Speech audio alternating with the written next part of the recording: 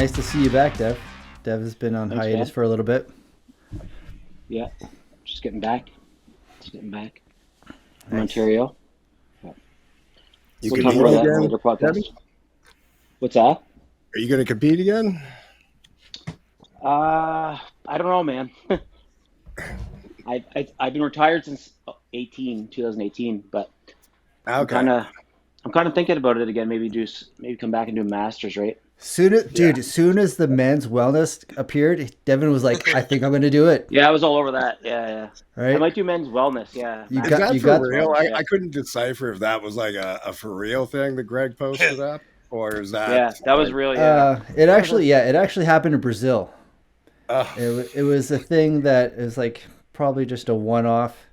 They tried it out, yeah. and then. But the only thing is, I've only ever seen that one dude. Yeah. I didn't see Me when like I make my multiple comeback. guys up there strutting around. Yeah. But thankfully, Yeah. Thankfully. It's a rough look. yeah, man, I don't know. You know what? That in Santana? That division? If they bring it to the pro leagues, You could pull it off, dude. Ah. Bring the glutes Well, up. actually, no, your upper Chris body's will too train good. ya. Your upper body's too Yeah, good. and- rough. and, That would be rough. bring those glutes up and they'll be all set. I'd swallow it. Shave the beard, maybe. But if I get on the Olympia stage, I might. Yeah. That's going to be one of the questions later on too. I got from some audience Okay. or something like it. All right, let's get this show rolling. It's getting late, and like we all said, got to go to bed soon. Jamie just finished a workout, I'm sure. I'm just getting wound up. I'm Yeah. going to go. I know, God, guy's crazy. There we go. All right, welcome to Bodybuilder's Amateur Hour. I have a special guest, Santana Anderson. How's it going, big guy? I'm good. I appreciate you guys having me out, and yeah, good to shoot the shit for a bit. Yeah, I've been thinking about bringing you on for quite some time. You know, I just felt like we needed to start getting a bigger following. You deserve a lot of viewers. You deserve a lot of eyes on you. I didn't want to bring you in at the very beginning when we had like, a couple. Now that we're like worldwide and we got like hundreds of followers and subscribers, I think it's Santana's time to rock the show. Perfect. I know. Good to go Gotta put you out there. 200. Nice. 200. Good. Yeah. Just getting there. It's coming. Oh man, we got way more of that. There's James. Wait. Couldn't even see him. Yeah, man. So yeah, we're really pleased to have you. I'm pretty sure you know Devin for sure. Yep. Yeah, Devin Treno and Andy Briggs and Jamie. We're all pretty familiar. We're all familiar with you. Yeah, I'm So- familiar with all you guys, so yeah. Cool. I've met But most of you. so, British, just for people that are watching for the first time, just wanted to put it out there that this is Bodybuilder's Amateur Hour. Santana's a pro, but we're love to hear about his amateur time and this time before he became a pro and how he got there and all the crazy shit that he had to do to get there. And then after he got there, because we are all striving to get there one day, hopefully that's the goal. What happens next? And then what happened next for you, and so on and so on. So it's kind of like moment. right? What? Mind swallowing moment when you go. Yeah, right. You're like, oh my Those days, like, oh, ouch.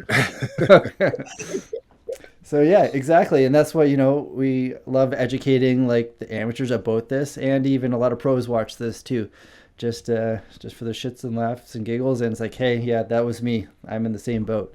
So we want to put some fun information out there, and we also got a lot of questions, Instagram questions from our fans and viewers from all across the globe. So we're really excited to get into those too. Awesome. Yeah, man. Right. So if you want to do Santana, you turned pro 2010, right? 2010, yeah. Right. Cool. 2010, the Nationals, yeah. Yeah. I was gonna then- say- Because I followed your amateur career too, quite a bit. Yeah. I remember writing you after you turned pro and all that. And Yeah, back then it was so different. There was no men's physique. There was no. I know, right? Yeah. There's no. Yeah, there was I think for Canadians back then there was the one shot, and North Americans, you could go to North Americans as well. Mm-hmm. Yeah.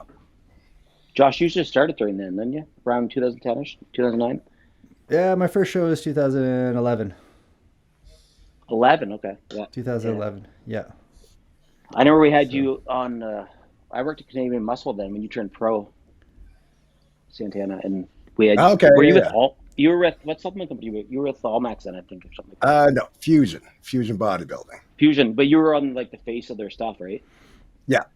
Actually, it's funny. I was in touch with Adrian, super good guy, Adrian and Ryan, who owned the company. And I remember I was messaging them a few weeks, like getting ready for the show. And I hadn't competed in like 4 years. I had stopped, I think 2006, I competed in nationals. Then I took a few years off. Then I had met a coach, Salim. And as I was getting ready, things were going well. So I was kind of talking to Adrian, hoping to get a sponsorship. And he turned me down like 3 weeks ago. And then we showed up at the weigh-in. And do you guys know Salim? Anyone? Yeah, really good. I met Salim way before I even got into bodybuilding. He was like, super good guy. I just watch him in awe training. Yeah, he lived in St. John here with. Oh yeah, that's right. Yeah, he lived there for a while before moving back or moved to Montreal or whatever. Yeah. We showed up at the weigh-in. We met Adrian. We saw him there, and Adrian asked him like, "So how is he going to do?" He's like, "He will win." In his dry Turkish accent. So anyway, it worked out. Like a couple days after, Adrian reached back out to me, and then then I got with Fusion for quite a few years. Yeah, nice. I remember seeing that. Then you had the ECC show after that for a while, huh? 2000. Yeah. I don't know. I remember going to that a few times. Started promoting that. I think 2012, maybe. 2012 might have been the first year. Always wanted to. Yeah, I never understood why there weren't more like big guest posers that they didn't have down at the shows here.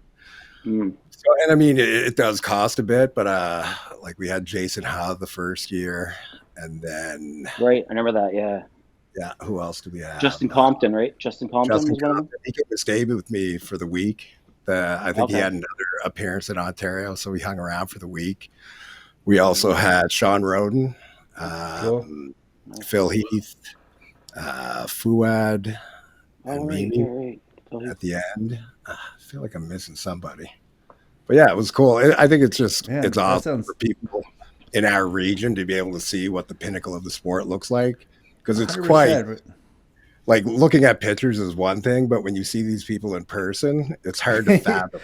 It really is. It's like the Belgian blue cattle is what they look like. You know what I mean?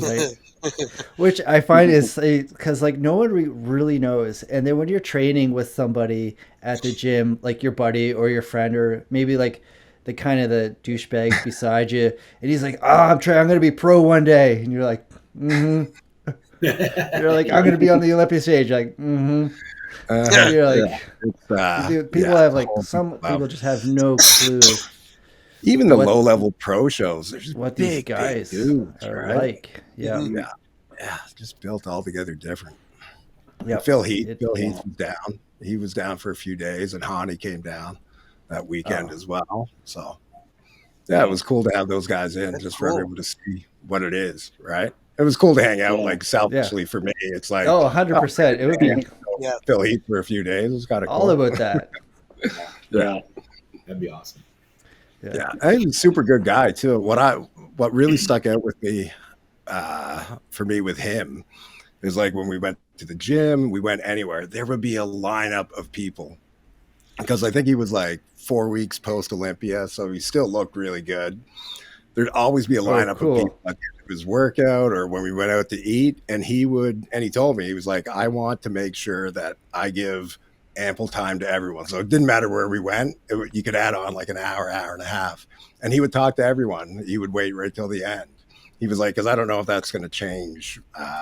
Maybe I'll have a profound effect on their life, something, the experience that they have with meeting me. So, and he was like, people say that he has a bit of a ego and whatnot, but he seemed like a really good, positive champion. Like he was very courteous with everyone. I never saw him be ignorant with anyone, to be honest. Nice. Nice. No, like, yeah. I've heard that a He was lot one of my favorite physiques. about him Sorry, as Josh. well. Go ahead. Just like, I just said it. I heard that a lot about him too. He's like, a lot of people perceive him as the heel, the bad guy of bodybuilding, but he's really not. And plus, when you are probably considerably one of the best bodybuilders ever, he's like, you gotta expect a little bit of something. Yes. I think, like, he knew he was good. Don't get me wrong. Exactly, right? Yeah. You, And rightfully so, right? yeah. Especially when you're in the limelight all the time, right? Everyone's gonna pick apart every fucking thing. Right?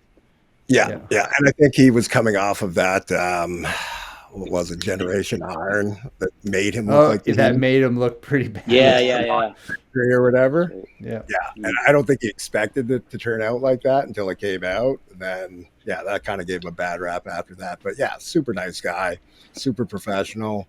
Did everything that was asked of him when he came down.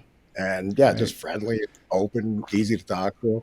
Super nice with all the fans. It was good to see. Nice. Yeah, that's awesome, man. Let's just jump into some of your past about bodybuilding. We'll get right into that. I know a lot of people are just starting out and they're like, haven't done a show, or maybe their first show is coming up because we got the PEI show coming in Atlantics, and then a whole slew of all the other ones across the country. Nice. When did I start? When did you start? What got you into it? I think I got into actually being a bodybuilding fan probably when I was 13 or 14. I think I was on a hockey trip, and I saw a magazine. I think it had Porter Cottrell on the cover. And I bought the magazine, and then when I saw that, I decided that's what I want to look like. I want to look like one of those guys. And I think I got the back in the day. This ages me, I know, or dates me. You guys remember the Cybergenics kits? Yeah. Oh, yeah. I think I ordered one of those. Right. I got the old Muscle Tech stack that you had to order from somebody in the States to be able to get the full stack. I had family down in California that I got them to send it up to me. Anyway, the Cybergenics was cool. It gave you a program to follow and everything. Super hard workouts. And then I just started working out in high school, and eventually moved to Ontario, met a bodybuilder that competed, and kind of learned about competing from him, and then took my first stab at it, I think 2002, something like that. There was a novice show. Okay. Greg Doucette was there. He won the show. Him and his brother, I think, were both the top competitors at that show. I think I placed second or third light heavy, maybe. And I wasn't great, that's for sure. But I came back. I had really good positive reinforcements from some of the people in the sport at the time, like Georgina. Nice. She was awesome. Karen was awesome. Carl Norden was super, super encouraging. So that kept me coming back for a year or two, and eventually I won a heavyweight, and then I won an overall for Nova Scotia, and just continued on into nationals. Took a couple stabs at that. I think 2004 and 2006, maybe placed 6th and 4th, I believe. Nice. And then took a huge hiatus from bodybuilding. Got married my first time, and then ended up having a baby. And then, life kind of went a little off track for me for a bit. And then I got my head back on straight again, got going back to the gym at around Christmas time. And that's when I met Salim. And Salim, he asked me to just start training with him. He was training at the same gym as me, so we started working out together. And then he was like, you should do nationals. And then he just trained me all the way through. But even going into nationals that year, 2010, I would have been happy, getting the first call out. That's kind of what I was hoping for. Mm-hmm. Mm-hmm. So it was definitely a surprise to actually win. It was a nice surprise. Yeah, I can imagine. Man. So, yeah, what was that like, that win? Like, was you were you going in expecting it? Just like kind of what you're. Yeah. No. I hadn't competed since 2006, and that was 2010. Been through a lot of shit in my life the previous few years before, and kind of bodybuilding set me straight again. Got me, focused on taking care of myself, being a good individual. And but going into the show, I had no expectations. And then, when the prejudging happened and being in the first call out and talked to Fouad and Ben, they were there. I'd known Fouad from years before from competing at nationals. We'd always kind of kept in touch. And they said that I had a shot at it for the night. So it was kind of surprising, but again, I wasn't expecting it. So, yeah. You won before them, right? Before Fouad and Ben won? Pardon? You won before that. You won before Fouad and Ben won, right? No. Fouad would have won 2006, I believe. Oh, he won way back then. Okay. Yeah, he was, because I competed at that nationals that he won. That was in Saskatoon, I believe. Yeah, yeah, he won in Saskatoon. Yeah, 2006. And Ben was after. Ben Picoso. I think Ben was probably the year after. Yeah, Mike Van Wyck was the year before me, 2009. Not sure who it was, 2008. I remember writing you after that about do you remember me writing you about your arms and your waist? What about it? Way back in the day, like when you made your pro debut. Okay. So it was or shortly after your pro debut. Yeah. Your arms came up like 3 inches and your waist went down like 10 inches. Yeah. I wrote you and I was like, how'd you do that? That is crazy. Salim was really, I think I definitely regressed a bit after he left. When he moved out of Halifax, I think I would have been a lot better had he stayed and just continued training me, because it was like having your coach as your training partner. Yeah. Couldn't be any better. And he trained so hard. Yeah. And he was such a smart guy, and he knew how to make changes to my diet, to my training. And he would push you. So like him leaving, I kind of, it wasn't a bad showing, my first pro showing, but it wasn't, what I was hopeful for. I think I got a little too hopeful. And then I think 2012, I think I hired Hani the next year, and I had a good showing in Germany. And and again, what I've learned looking back, I think sticking with one coach that you trust probably makes a lot more sense, because then you get to learn your body over time. Because after Hani, then I went to John Meadows, then I went back to Hani. But I think having consistency with a coach for a few years would make a lot more sense in 100%. Retrospect. Yeah. Yep.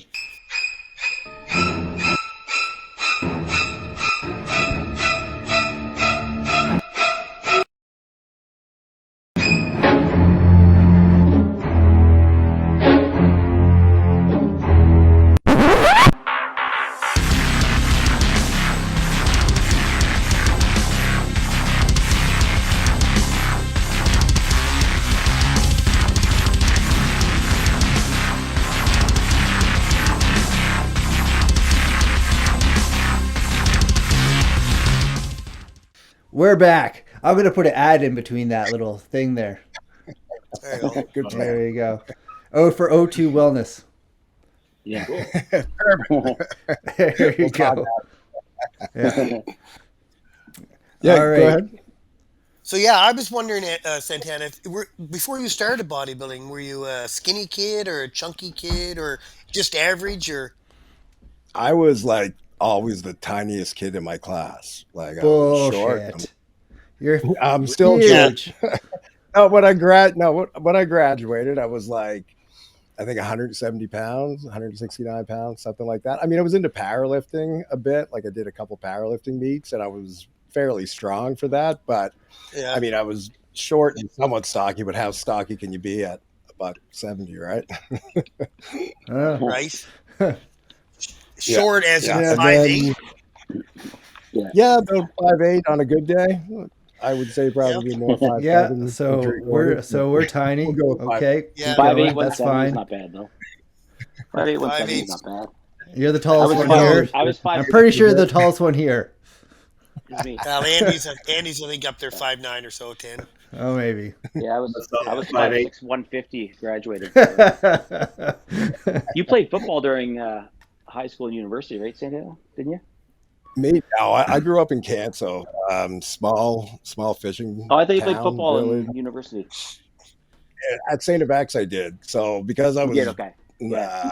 good in the powerlifting, one of the coaches, Okay. he had seen me in the powerlifting, and he saw me at the gym at St. X in the summer, and I was going to St. X that fall, and he asked me to come out for the camp. So I went, and and I mean, because I never played high school football, it gave me a new appreciation for football players. They're not just dumb bucket heads, right? There's an awful lot you have to know to be a football player, like the playbooks and knowing when to go, when not to go. So yeah, it wasn't something that was easily learned within 2 or 3 months of going out for the team. But it was fun. Yeah. nice.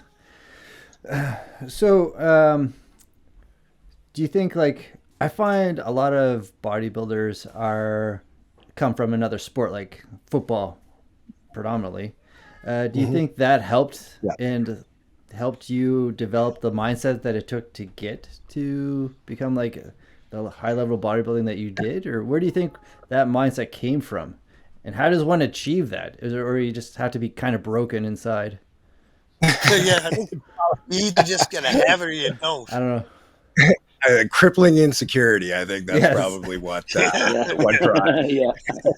That's definitely it. Yeah. Yeah, like for me, like bodybuilding was always the goal. Just like it started to take away. I remember I played a lot of hockey. I was a goalie in high school. And then towards my last year or two, I didn't really want to play hockey because it was interfering with my workouts, with my eating. I started cooking my own food when I was like 16, Nice. like making my own suppers and everything. And like I think for me, getting on stage was the goal. I didn't know how it was going to turn out. There was no bodybuilders from Canso, that was for sure. Right.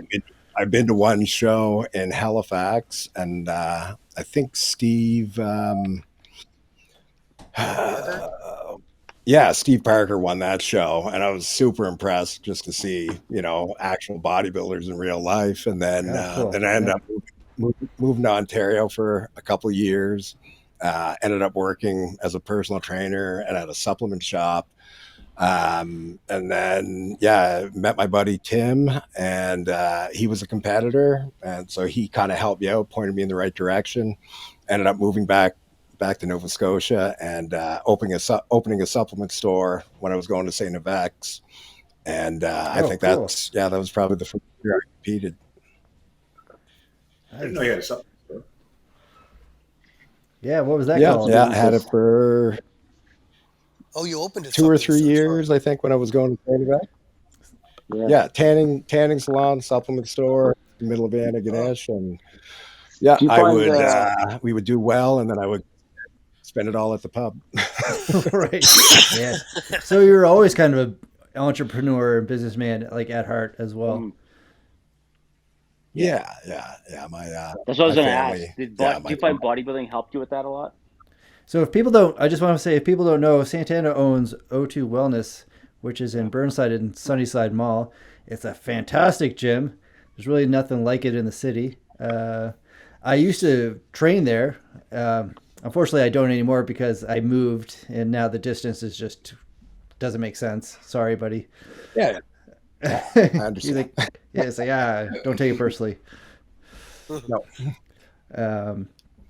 But it's a fantastic gym.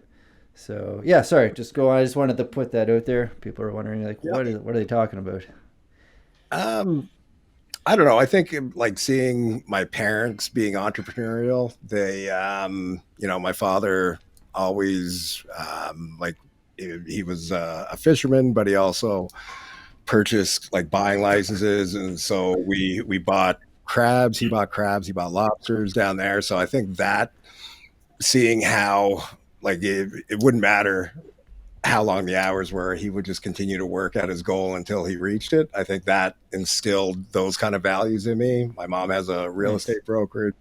So yeah, seeing that growing up, I think it just kind of instilled in me that, you know, if you put in the work and you like it, and it can't be just for a month or two. I remember actually when I first started working out, something my father didn't know anything about working out, but he told me, he was like, don't expect to see anything in 2 months, in 3 months, maybe in a year or two, you might look like you work out. And that kind of stuck with me, that I didn't give up right away if I didn't see any results. Oh no, it's that's wild.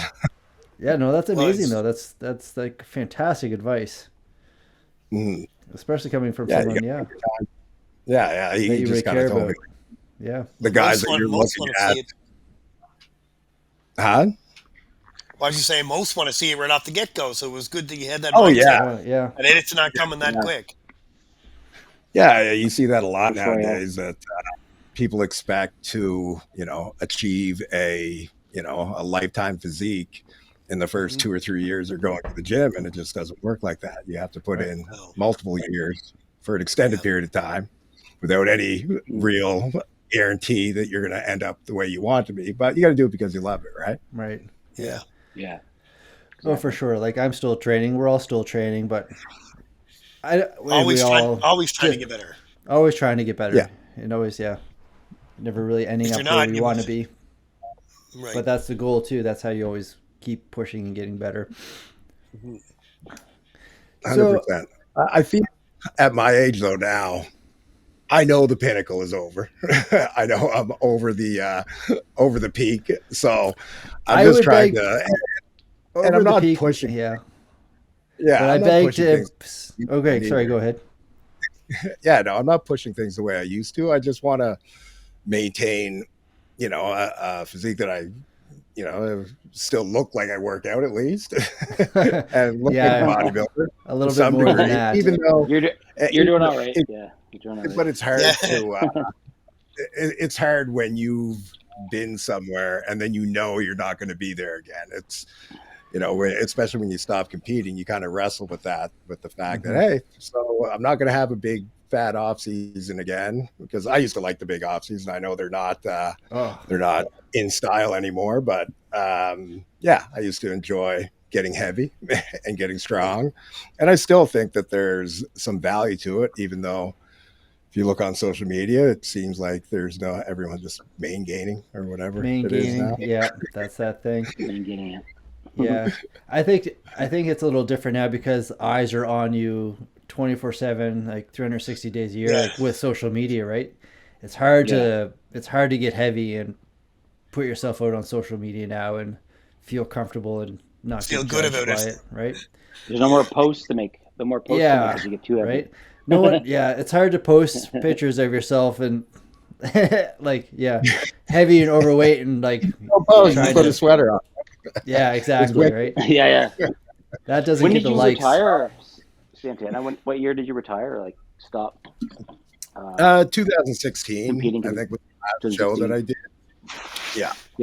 And you know, and even at that point, you know, I had a lot going on in my life, and you know, I felt like I was starting to get worse as I got older. I started, like, you know, I had some tricep issues, some quad issues, and I just kind of felt like I was on the downward slope. And it's like, if you're not going to get any better, and you know, at that point, 2016, I've been competing off and on since 2002. So I figure, you know, 14 years was a pretty good run, and it's really expensive and costly to be going to pro shows and getting ready for pro shows and everything that you put on the back burner as well in your life. So it just came to the point, when I opened the gym, I think that, 2017, I decided to open this place, and it took, you know, probably 6 to 8 months to finally get it open, all the planning and everything that went into it. I knew from that point on, like, my focus wasn't going to be on competing anymore.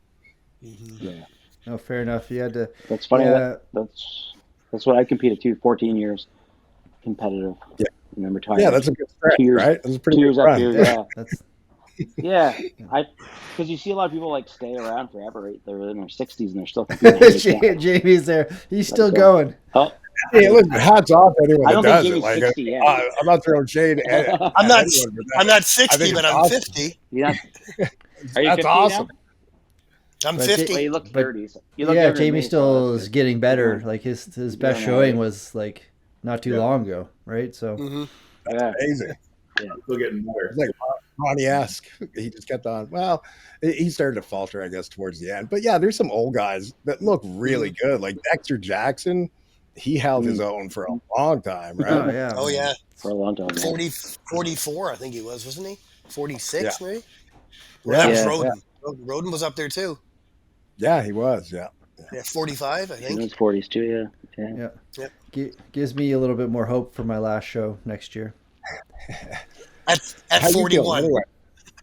I might be joining you, Josh. Might be joining you. I'm not Santana, doing. you I'm not do doing any- wellness, Devin. I won't do No. it. Oh, you're not doing well. Well, I'll join you in the show. Okay, I'll see you Try on to the do wellness. Yeah, see you I'm not backstage. competing in bodybuilding again. Fuck Yeah. that. How are the shows doing around here anyway? Like I That was going going to to be. I had a question. We'll bring up while you say that. That was one of the viewer questions. Where have you been? I'm busy. I got to laugh. Why, I it's like guess one I of the have- questions was, why don't we see Santana at the shows? Sorry, I I, don't just know. had to. This is someone asked it. It's not that I don't like bodybuilding. I really do enjoy the shows. I don't know. It just with owning your own business, there's not a lot of time. Like when I think about going away for a weekend, and it's Right. like when Saturday comes, I'm still here till 5 on Saturdays. And then we have our cheat night. Me and my wife, we watch a movie at like 6. Oh, When I've I seen get- some of those meals. Yeah. And then I have my kids over on Sundays. So yeah, it doesn't. When I think about traveling to watch a show, I'm like, it's been a busy week. But yeah, like I That's mean, too much. That does take away from like a really important family time. That's for sure. yeah, totally, yeah. I get that. And I've been to a million of them. You know what I mean? Like I've been to quite a few shows, but it is cool. Like I think I went up with Derek. Met up with Derek at one of the Atlantic shows. I think we went to a couple years back, which was cool, and it was nice to see everybody. CT John, Heather, I haven't seen them for a while. But yeah, it seems like the sport. It seems like there was a bit of a changing of the guard. My last year, the last show that I promoted, when NSABBA broke off into CPA, and then it seemed like, and listen, I got no problem with either side. Georgina was always great to me. Karen was great to me. I always got along with Heather, got along with Tijon. So yeah. But it just seems like I don't know as many people in the sport anymore. Maybe. Yeah. Yeah. If you were to go up, you may not know anybody that's competing right now, right? Yeah, So no, it's I just like- definitely wouldn't know many people competing. unless they're that's for training sure. at your gym or something. I would assume something like that. And our gym, I mean, you'll probably agree, Josh, we're not really a bodybuilding focused gym. Not that I have anything You against can. bodybuilding. You can do it, but it's not the main focus. Yeah, I mean, it's the area that we're in, and I'm trying to help a vast degree of the population. Right? There's not focused on bodybuilders here. Right. You can't just focus on bodybuilding. You're not going to make any But money. Right? dude, you have the best. Dude, you have the best lighting in the entire city. Oh, lighting was important when I was planning it. No matter where, like that. Anyone Might that be is- retired, but he's still a bodybuilder. I know. Anywhere, I don't want to look decent under when I go work out every day. Fuck We yeah. have some good gyms, and we have a gym that's pretty much dedicated to bodybuilders. But you still nailed the lighting better than any gym. So Lighting that's I'll We pay. had I'll pay a $20 drop-in fee just to get a couple of pictures. We had designers, and I worked with the designers to make sure that certain lights were at a certain point, so that and where the mirrors were and everything. So yeah, it goes a long Nice. way. Yeah. If I don't feel well, if I don't feel good about myself, I just go train at O2. And I'm like, oh, okay, I look good. In a few spots, yeah. Yeah. If I stand right here at this particular angle, bam. Yeah. Amazing. Yeah. That's true. That's true. So I just do a little bit of guest posing, Santana. I've never seen you guest pose at any of these local shows. You're still dormant. I'm definitely not guest posing now. Good God. Do you want me to pull up a picture of you, your last picture on Instagram? You could do it. Yeah, you're definitely in better shape than guest posers. Yeah. Yeah. Did I see? I try to say like I get in shape for trips that we go on somewhat. Like I'll diet for, I don't know, 6 weeks, 8 weeks or something. Or when the summer comes, because I got to be in the background of my wife's Instagram. So. Of course you do. She's all over that. Yeah, I get called out for being a midget and everything, but I gotta at least be a Did I see something recently on your Instagram or stories about 7% body fat? What is that? 7%? I'm definitely not at 7% right now. That was somebody that I'm coaching. That he's you're coaching. Okay, I thought that was you. I was like, what? That wasn't me. No. But he is similar size, similar weight. He's a big dude. Yeah, he's crushing it. Okay. And he's like 50. I think he's in his 50s, and he's just remarkable. Nice. Excellent. All right, we're gonna jump into some questions, I guess. Shoot. Yeah, from some Instagram fans, followers. I just gotta pull it up here on my. Unless Andy, you always say you have lots of questions. Oh, I have a lot of questions. Yeah. How many hours a day are you putting in at your gym on average? Would you say? How many hours per day? I don't get here super early, but I stay. Like I usually get here 8:39, and then I'm here till 8:39 every night, and then I'll work on programming at home as well. So yeah, like but there's a couple days that I leave early to pick up my kids, Wednesday, Thursday. But yeah, I mean, I probably put in a good 50, 60 hour work week, somewhere around there between programming and being here. But I prefer to be here. I enjoy it. It's a good environment to be in, to see people, changing their lives and getting better, and getting healthier and taking care of themselves. I feel fortunate to be part of an industry that you can actually help people, right? Right. Because I'm a part of another industry in my past that was definitely not helping people. So I feel like this is kind of making my karma right again. Right. Yeah. Redemption. Fair enough. Yeah. Changing the tides. That's good. Actually, yeah. So we're just gonna go down the line. First competition experience. I think you kind of talked about that. What was your first competition like? Were you nervous? Did you go in like, I was gonna kill this? Did you know what you're doing? I remember showing up. Yeah, that was diet. That was in Wolfville. I don't even remember how my diet. It wasn't a good diet, that's for sure. And I wasn't as lean as I should have been.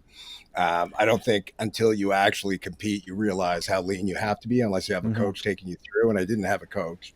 But I remember showing up at the weigh-in and being super intimidated by all the other bodybuilders, by everybody. And I remember getting weighed in. It might have been Karen or Georgina or maybe even Carl.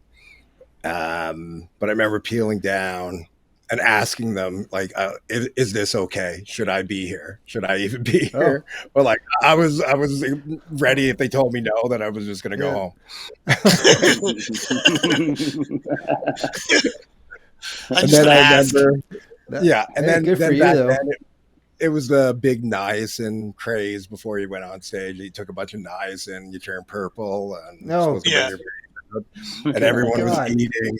Yeah, and then after the weigh-in, everyone was like, "Oh, it's over now. Let's go to the grocery store and just eat up." And people were buying jelly beans and all the different candies. I'm like, "Oh, I guess this is what you do." And then I got super bloated. no rhyme or reason to it, just following the crowd at that Yeah, point. just going. Yeah. I'll leave it. What's your go-to And, thing? What's your go-to thing after a competition? Like now that after you learned. like for like to binge out, like for food. Yeah. Do you do that, or what's your go-to first meal? You know what? Over the years, when I really honed it in and I got, came in good shape. After a show, I just wanted water and I wanted to get back to my normal food because after some of the carb ups, you're like, I'm tired of eating carbs. I just want a normal like steak and rice dinner. That's it. Right? Because that anything sounds so else, crazy, but yeah, it's true. it just It makes is you true, feel yeah. terrible. Like you can eat a bunch of chocolate Yeah. bars, you can eat all that shit, and you can put on like I put on like 20 pounds in a few days, Heck yeah. Yeah. but then you feel so awful. And after you do that a few times, you're like, why am I doing this to myself? It's better to just get back to your normal food and just gradually increase your calories and get hydrated again. That's the most important Yeah. thing. Yeah. I always craved water or like even like fruits like apples and stuff. I'd be so dehydrated that I would just crave that shit. Yeah. Right? Like yeah. Your mouth gets But, all cut from eating anything. Yeah. Right. Yeah. Getting hydrated was like my You get number one sores thing. and After. stuff. Yeah. My first couple shows though, I'd get fat as fuck. But I mean, Yeah, it would be like yeah, after a while, you Pedialyte, start- Gatorade, water after, and then a meat. that's And yeah. if I was in shape, I was so tired afterwards. I just didn't really care about going out. Yeah. I just want to go to Like- sleep and get some flipping back into me. I think a lot of Yeah, people, I think a lot of people going into their first show think, they're going to go out afterwards, eat and party and drink and have a great time. If you do it right, you are done. You just want to go home. Yeah, you just want to go But back there to are whatever. there are some stars out there, some bar stars. I don't know how they do it. They come in shape and they're out at the bar and they're partying and they're drinking. I'm like, wow, Like hats off to you. I couldn't do it. I've never do that. Never, no thanks. Maybe if I came in like totally out of shape and missed my mark, and I didn't even really, like if I wasn't on, then what does it matter, right? Yeah, then what does it matter? Fuck it. I'm not doing pictures tomorrow, anyways. Fuck it.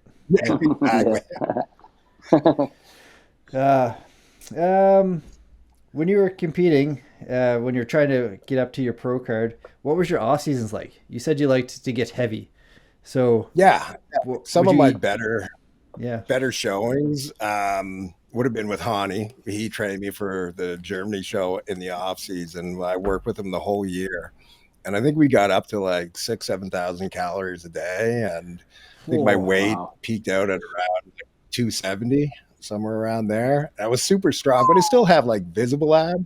But they're like you can 270. Find pictures on my Instagram. Like my face was like a big moon, and it was 270. I definitely that's insane. Wow. But I like super strong, and and then I remember thinking for that show, we kept in touch. Like I was talking to him, like, are we going to start yet? And he didn't start dieting me till like 11 weeks, 10 weeks out. But then he went hard, and we got like 40 pounds in the 10 weeks. I was probably ready at 2 weeks out. I think I flew up to Toronto 2 or 3 weeks out for a photo shoot with Fusion, and I was pretty on at that point. But yeah, he went hard. But yeah, like for me, I think the bigger off seasons always ended up netting a better outcome, because there was the last couple of years I tried to stay lean through the year, and then I just kind of withered down to smaller than I was the year before. I think personally I needed those big off seasons. I think maybe it's like an older school way of doing things, but like I came from the era like with Fuad and those guys. Everyone got heavy in the off season. Like I remember he was pushing up to like 290, 300. So I felt like a lightweight at 270. You're like, crazy. So what would you do to get up to there? Like what would some of your meals be like? I know. I have such a hard time eating. Like I don't eat, like a lot of people might say I don't eat a lot, but I eat a lot for myself, and I force feeding a lot. and my weight still doesn't really budge, and it's super frustrating. Okay. So like, For me, what would you eat? What would some tricks be? So that was something Salim said. He said you because I have an endless appetite. I can eat anything that anyone would tell me to eat. So like to get up to 6,000 or 7,000 calories, there was no problem. I could just continuously eat. So it would just be my, like with Hani, I remember he would we'd have my base meals and maybe be like 2.5 cups of rice with like a 6 to 8 ounce serving of protein. And then he was like, have, a couple servings of fruit afterwards. And then we'd also be putting in, back then it would have been carbolin. Well, it wasn't carbolin back then. It was Androl, sprinkle a little Androl on there. Well, I mean, there was that too, but That's it wasn't super heavy in the off season to get that heavy. Like it was kind of a base. It was showtime that we would push hard, like the last 10 weeks. He'd want my blood work to be healthy going into the show, so we could push hard. And then, then he was, and all of my coaches were always a proponent of, after the show, you come off everything. And then you wait 3 months and then you check your blood work. And if your blood work is good, then we can go again. There's been a couple times that it hadn't recovered, like my AST, ALT levels. Mm-hmm. And so then we waited another month and just worked to get those down till I was back in healthy range. And then we could push hard again for another 8 months. Well, but yeah, it seems like people don't come off any. Yeah, I've come across seems that to be more too. prevalent. Yeah. Definitely, and maybe it's a social media thing. Nobody wants to be downsized. You want to, you don't want to shrink away, and like on social media, right? And people not shrink away, but like you lose the density, you lose the vascularity and whatnot, and people are just like, "What the hell's going on with this guy?" I just feel like that's a requirement for things to be able to work the way they need to. Like if you're just if you're pushing hard all the time, like you just take more. And then you get more side effects. Like there's got to be a breaking point, right? I don't know if there's any science behind that or not, but it seemed to always work. Feel better. It seems for like me. nowadays too. Like this, like the smaller dosages seem to be working a lot better. It seems like kind of people are going back nowadays to the smaller microdosing it kind of thing. Yeah, I've heard of like everyday dosing now and breaking things up. Yeah, because back when I was competing, it was like grams of tests, and like it was getting insane, right? But now it seems like people are doing like almost more compounds, but a lot less, very low doses of more compounds. Yeah, that's which is great. Yeah, I don't know. Their total dosage is way down. So that gave me my best look ever when it was the lowest ever taken. When we dropped your dropped your dosages down. Yeah, it was the best look ever. Yeah, for sure. Yeah, sometimes like doing more isn't better, but I do think, like for pro bodybuilders, I do think that there is a requirement of it's not going to be 250 milligrams a week. You know what I mean? Yeah, right. Yes. Yeah. that there's still going to be a healthy dose for most of those guys, unless they're cut from they're all cut from a different genetic cloth, but most, definitely. What kind of training did you do, and did you do during your competitive years? Is there like a particular style? Where did you see the most growth? I think with Hani. And how did you get your arms up as well? Yeah, your arms are gigantic. That would have been with that with was like a problem area too, right? Wasn't it, Santana? Yeah. Salim, like early on, he just crushed you with volume and intensity. Yeah. Like, and he would gradually build it up over time. And sometimes the workouts would be a couple hours long, right? It would be in the just pretty standard. Start at 15 to 20 reps, go down to 12, go down to 10, go down to 8, go down to 6. And then we would just, tack on more volume as we went. And then sometimes we throw in some super high rep sets. But it's not brain surgery. You know what I mean? There's not, I think as long as you're pushing hard, you're going to spur on growth. But people have an issue with figuring out, what pushing hard really means anymore. How hard You know is what I mean? really hard. Yeah. Like you can always lie to yourself in your head and act like, okay, this is failure, or okay, I counted to 8. That would be good. I found Celine was really good at that, at pushing you and like, forget about the number. Let's just go until you can. And if it ends up being 15, it's 15. Yeah. It took me a long time to learn that. That's something that doesn't really just come either. I think you have to really and it's easy really to work fall on back it. Sometimes I'll notice with my training, even now, I'm like, am I really failing at 8, or am I just counting to 8 and saying, okay, this is hard at around 7 or 8, you know what I mean? But you gotta have to, I think, constantly reset yourself and be honest with yourself if you're just kind of going through the motions or not.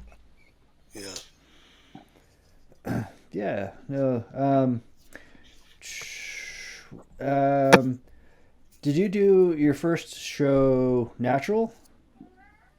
No. I think I probably did. I think that was probably the first year that I tried anything. And, it might've been, it's probably tests, a little bit of tests, maybe 250 milligrams a week or something, and a couple D-ball. Right, but there was there was no structure or anything to it. It was just, it's just like, I'm going to try this. I don't know. And I'm going to run this until I'm out. I found this in the locker room. I don't know. We'll see what happens. Right. Well, I mean, there wasn't the internet back then in 2002. Exactly. Right. Yeah. You could research cycles. You were scouring every muscle bag, or what would have been back then. There was one magazine. Yeah, I don't even think the forums were all that prevalent in 2002. Maybe they were starting to come around. Chad Nichols had a good forum, Muscle Mayhem, I believe. Right. That was good back then. But that wasn't until like the later part, like 2006 or 2010. I think that became a lot more prevalent. So was that a hard decision for you, or were you like, this is what I have to do to I remember get to where I need to go? I was, like most people probably, because I didn't have anyone, like I bought it from some dude at a supplement store. Then I took it home and he just kind of pointed, this is where you do it. And so doing it by myself the first time, I think it was pretty, it was scary for sure. Yep. But then it just becomes a pain in the ass, literally, you know what I mean? Literally. Just and it's never something that I enjoy. No, for sure. I don't. Yeah, a lot of people think. Yeah, a lot of people talk about that and say like, "Oh, that's what you guys do." Like, we don't want to. Nobody wants to. Nobody wants to do it. Nobody enjoys the process or likes the feeling. It's just like, when you build up all that scar tissue, it's like. Yes. Yeah. Why is it working? Find another site. Yeah. I'm out of sites. Yeah. I ran out at the end of my career. That's why I retired. So. There got to be something you can do for that, though, right? Massage. I remember I had a massage therapist when I competed, and she used to really go deep into that, and it used to break it up a lot better. But did you ever have a massage therapist work on a site that you may have just did like a day ago, the day before? Oh God, yeah. And they're like, "Oh, that's a really big knot. Let me get that." I was pretty honest and open with her. She knew what I was doing. I was like, "Get in there." It was like, move it around. Right. Yeah. Do you know what helps a lot with that though? Is using insulin needles. Okay. You know what? I've done that before, but I just get too. You gotta shoot a lot. Yeah. Well, I mean, back then it was with the 2-3 mil barrels through an insulin pen is going to take a while. Oh, right. Yeah. Dear God. It's even moving. I guess and then that you're bending was over my the later. clock. That was like my after retirement days, so I was like a lot less oil. Yeah, the insulin pen, I just didn't have the patience for. No, Yeah. Takes an hour and a half later, you're still loading it. Yeah, it's like it's really. So you own O2. What is one of the strangest things that you've seen in your gym? Your gym doesn't seem like there'd be a lot of weird things happening, but It's not too bad. Trying to think. Over the years, or like, well, I mean, like COVID was pretty strange. oh yeah,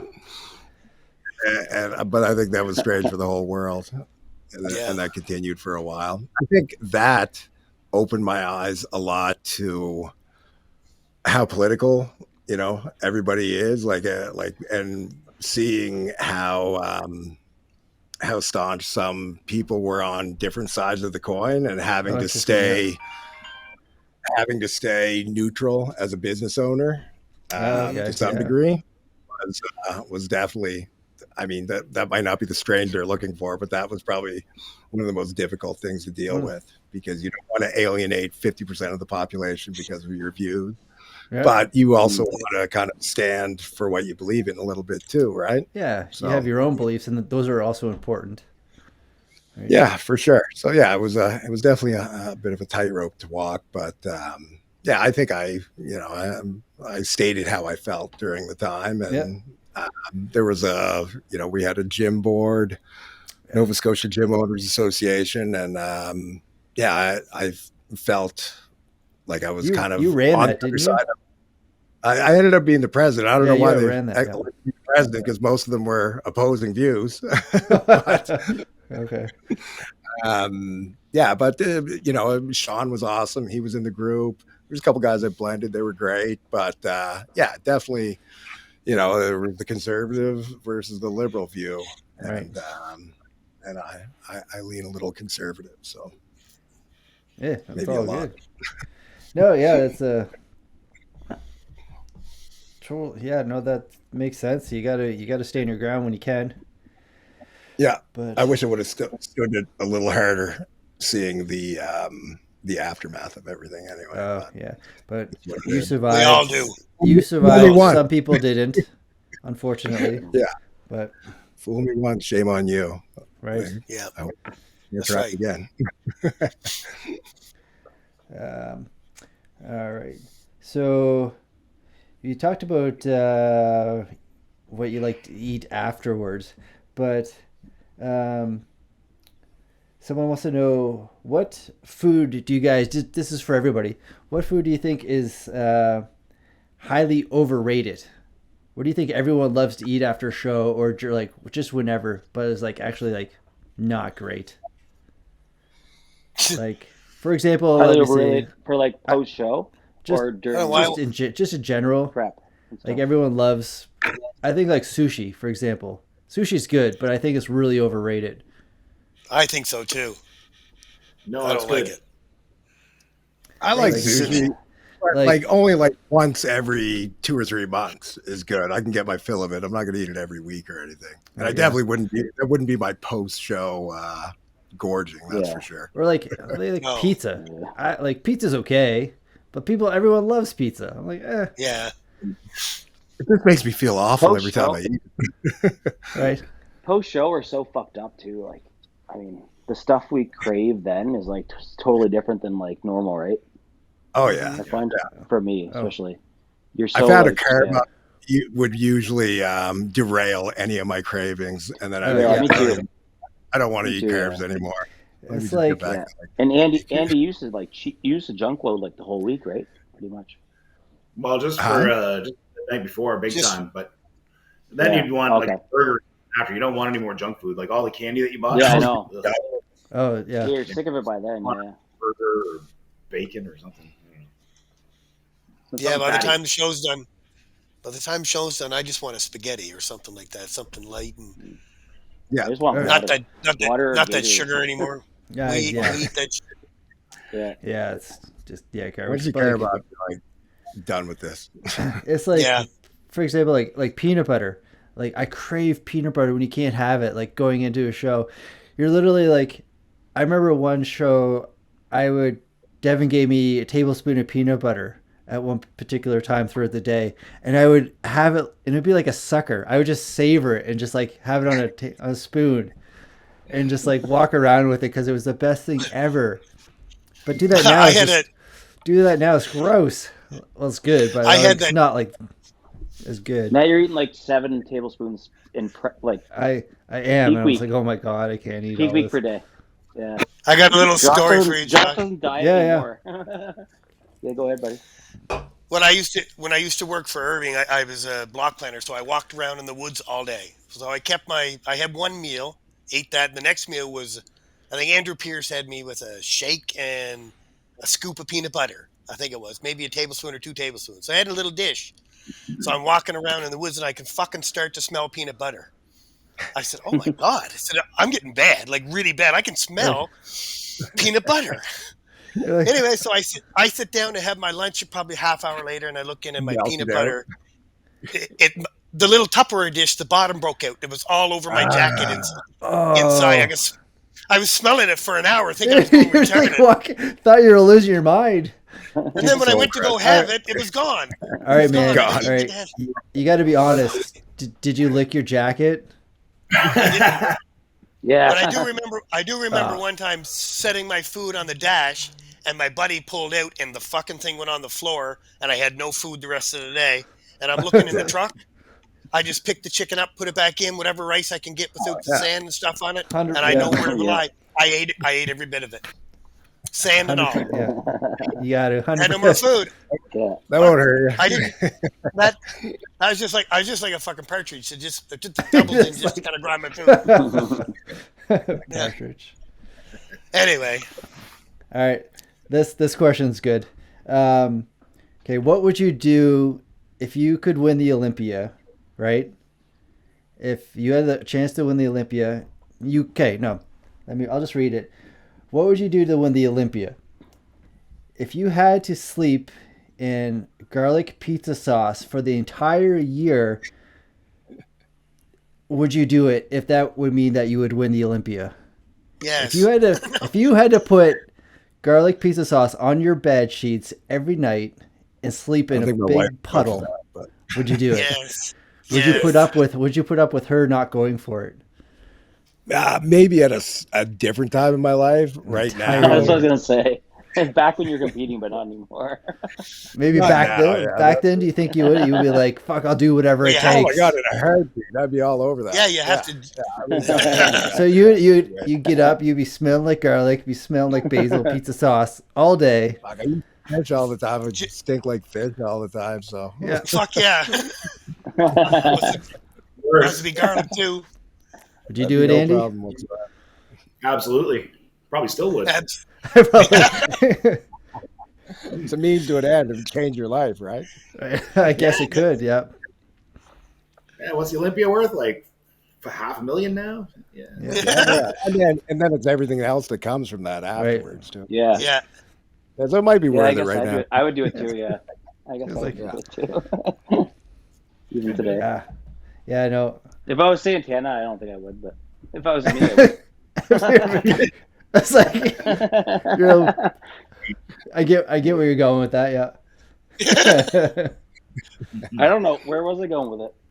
I mean, he's he's pretty successful. I don't think he. Yeah, there you go. He doesn't need it anymore. Yeah. He don't need the lip. The Olympia would be cool. It would be pretty cool. It would be very cool. So a couple more things before we get going. One thing that, where's it at? Let me pull this up. There we go. One thing I liked to do, is this the button? There we go. Is pull up your Instagram. So people that don't know you will go through and be like, holy shit. So, see you and so you're pretty big on social media. You do a lot of crazy things, fun things, or is it all your wife's idea? Yeah. Or like example, this was you. This was all you. Oh yeah. That was my idea. Right. That's cute. Right. That's awesome. A million takes. So I really enjoy these shots. This is super cool. Again, not my idea, but I like The Witcher. The Witcher was cool, so. Or this one. That's awesome. Also not my idea, but I'm down for anything, right? I like that one. Yeah, That one's great. it's cool. So yeah. So Christina is her name, right? Yeah. Does she Christy? compete? Christy compete? She did compete. That's actually how I first met her. One of the shows I promoted, the ECC. She had won. I think in 2013, she won the bikini and the overall. So that was the first time I had met her. Nice. And then you weren't judging, were you, or anything? That wouldn't be fair. No, I never judged any shows. It's no. like It wouldn't make sense. But and then, I met her there, and then I kind of seen her in the industry. Right. Went through a couple different. I got divorced. Went through another relationship, and then when I was opening the gym here, I actually put an ad out looking for a nanny, and she answered. And oh, nice. then, so that's how we ended up getting together. So she came over to be the nanny, and she ended up staying after that. So. Nice. And now she works at the gym. She does, she's awesome here. She does a lot of the admin. She coaches people. So it worked out quite well. Cool. And she's not hurt on the eyes either. Yeah, no. Who said that? Yeah. I can't There we see. go. There we go. Jordan? What? Yeah. So she's not hard on. Yeah, you're not wrong about that. No. So I'm just going down, trying to find a couple Did she do competitive Did she competitive do the St. John photos. show? Like win the St. John show years ago, Santana? Did she do the St. John show? Yeah, way back in the day. It would have been like, I think she competed in Alberta She a couple times. She did a Nova Scotian show, and then she did, I think the year before she won my show. And then, she did that All show. right, And I think I'm that gonna was try it to for get out of here and after that. come back to us here.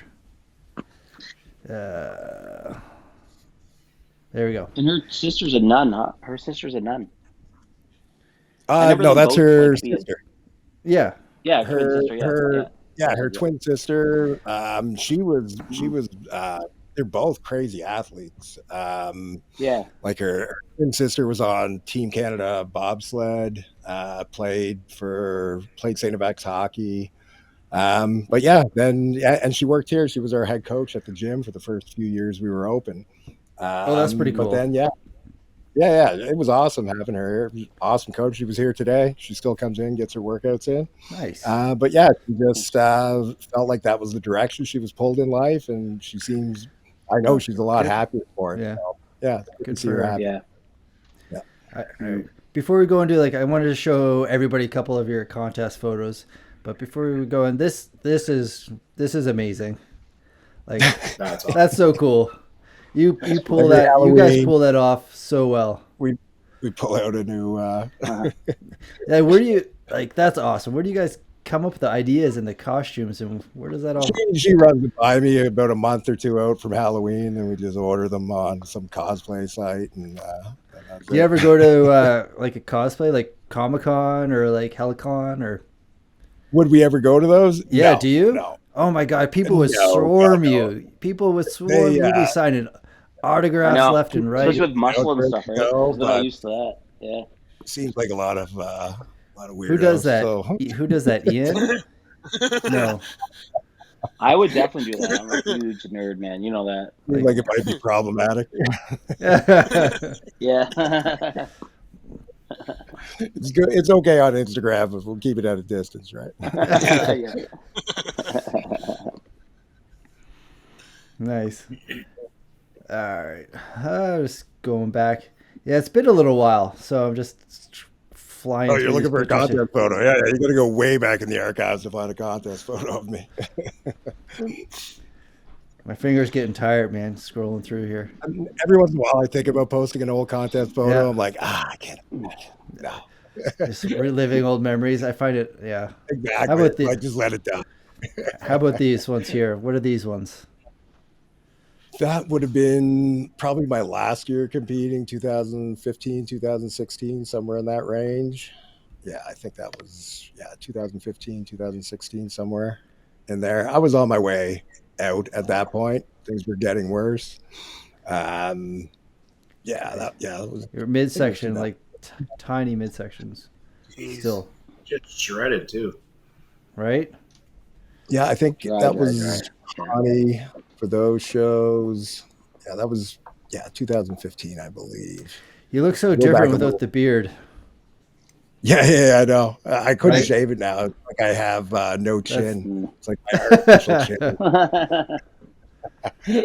Like that's Even when my beard gets red, I'm like, wow, that's a bad look. wow. You're like Wow. you're like a cat with when as soon as it gets wet, it's like what is that? Yeah. No, it's weird when you have a big beard and then you cut it off because then everyone's like, where's your chin? I'm jealous of that beard, by the way. Right. I think my daughter said, you can't grow a beard and same with my hair. They thought, because I shaved my head bald. Right. I'm like, I'll show you. Yeah, that's the end. We'll be right I back. think One that's sec. That would have been in Germany. Germany. That was around. That was probably my best look. Yeah, that's I FIBO in 2012. Yeah, I think I came in 230, 232, somewhere in that range. Man, like your quads are just hanging off you. That is It's wild. And at that point, before that show, if I hadn't been like, if Fusion hadn't got my flight and got my stay and everything, I felt so awful going from 270 down to that weight that quickly. right. I was like, I don't even care if I compete at this point. You're just like, I'm done. I was like, if the plane ticket wasn't bought, I probably wouldn't have gone. But yeah, and then it was soul crushing because it's like you come in the best you've ever come in, and it's good enough for like 7th. You're just like, oh.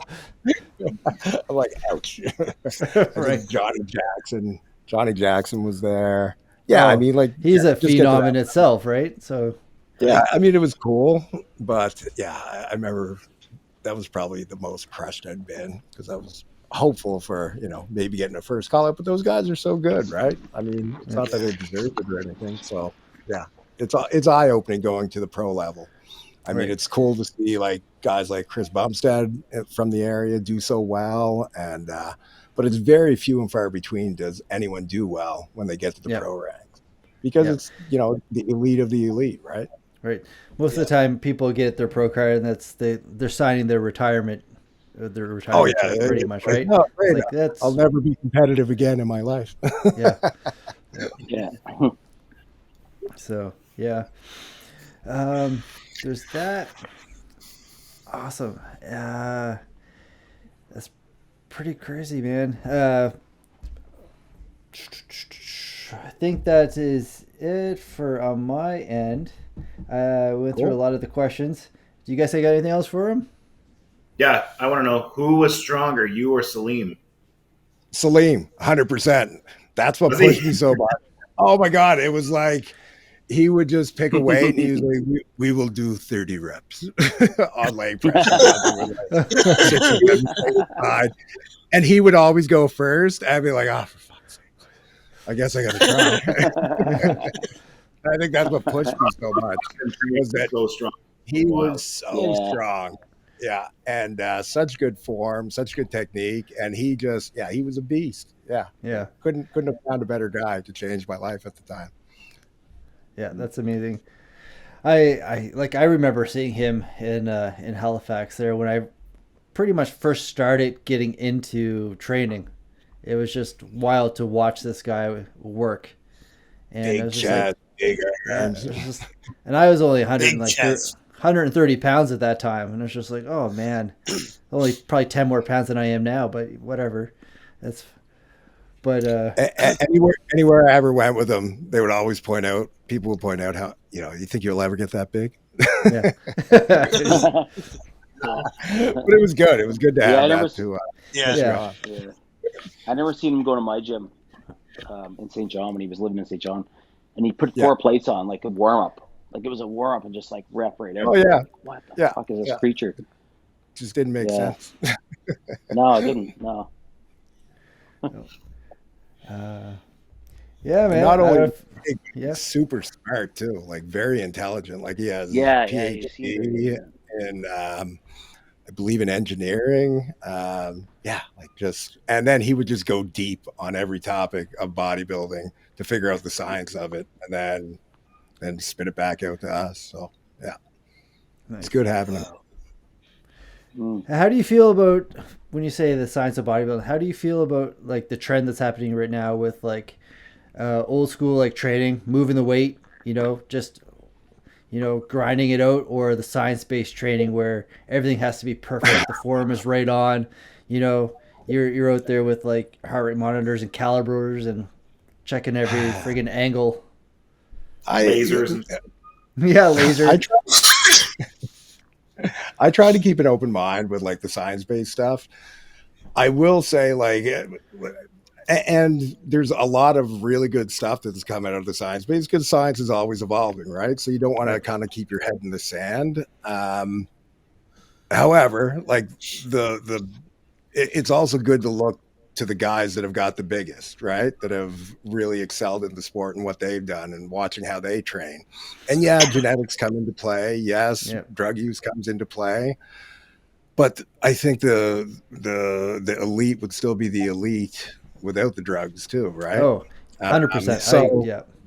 So I think sometimes it gets a little too deep, sometimes it's just, but as for just moving weight from one point to another, I don't think that makes sense either. I think it's, you're trying to target the muscle and make sure you're feeling it. Although I've heard lately that feeling the muscle isn't important either. So I don't know. It's, it's like, oh man. Right. Yeah. But again, I try to keep an open mind because, hey, I don't want to be, naive to think that I know everything. Because when I was younger, I used to think I knew everything. And the older I get, the more I learn I don't know. So I try to, cipher through the new stuff that comes out there and pick and choose what I think makes sense. I like it. Yeah. Just what works for you. Right. Or if that science-based training, I think, is going to get some people in the gym and make them go, then have at it. Yeah. Right. Yeah, for sure. If that's what you like and that's what gets you there, then go for it. But then, the only thing I don't like the negativity towards anything but science-based training. You know what I mean? Oh yes. Okay. Right. Not having the open mind. Right. Anyone else that's doing something different is wrong. Yeah. So, I think a lot of older generation gets shit on, but I mean, they've built crazy physiques as well. You know what I mean? If you look back to the 90s bodybuilders, they were doing anything but science-based, or maybe it was science. I don't know. But comparatively to the things that I see nowadays on Instagram, and not saying that it doesn't make sense, but whatever the guys did back in the day also worked. You know what I mean? Yeah. Mm-hmm. Yeah. All right. Okay. One last question about owning a gym. Honestly, ready? Tripods. What do you like it? Do you love it? What's up with that?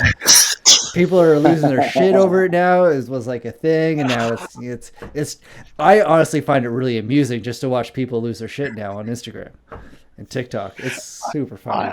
It's entertainment for me.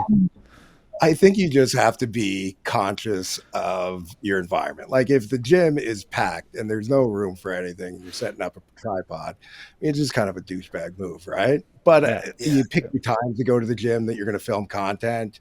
You try to stay in your own spot. There's no problem with it. I mean, people film here all the time. Right. And, if there's issues, every once in a while, I'll hear something from a member, and then I'll, just kind of, remind them that it's everybody's gym, everyone's space, and if people don't want to be in the video, ensure that they're not in the video if they come and talk to you about it. But I'm not going to outlaw them or anything, because that's just not the day and age that we're in. Right.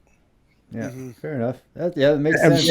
Just be where respectful. Are people get content, right? Yeah, just be respectful to the people around you, and everything should be fine. Yeah, I've shot short films in your gym, so thanks. But So, but I'm good definitely not immune to that part. But yeah, we just be picking proper times, right?